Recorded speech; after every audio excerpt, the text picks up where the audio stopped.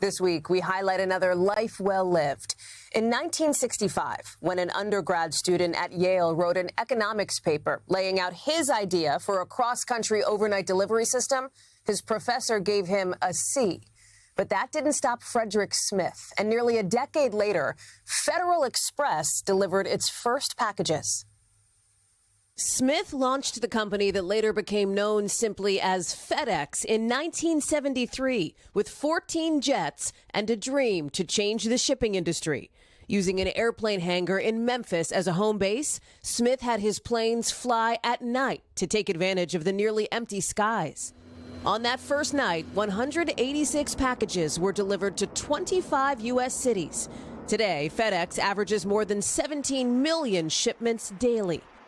Smith was born in Memphis and grew up with a passion for flying. After he graduated from Yale in 1966, he served 4 years in the U.S. Marine Corps, doing 2 tours of duty in Vietnam, and was awarded the Silver and Bronze Stars, along with 2 Purple Hearts. He said his experience in combat taught him to take risks in the business world. I was willing to take a chance because losing wasn't the worst thing in the world that could happen to you. I had seen that very clearly. Smith and FedEx also became known for a strong devotion to charitable endeavors and public service.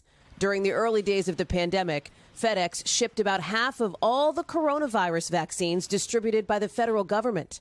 Smith's one-time Yale fraternity brother, former President George W. Bush, released a statement saying Smith built a company that changed the way we live and do business. When Smith stepped aside as president and CEO in 2022, he ran FedEx Corporation, which focused on issues like sustainability and public policy. Fred Smith, who revolutionized the shipping industry forever, died earlier this month in Memphis. He was 80 years old.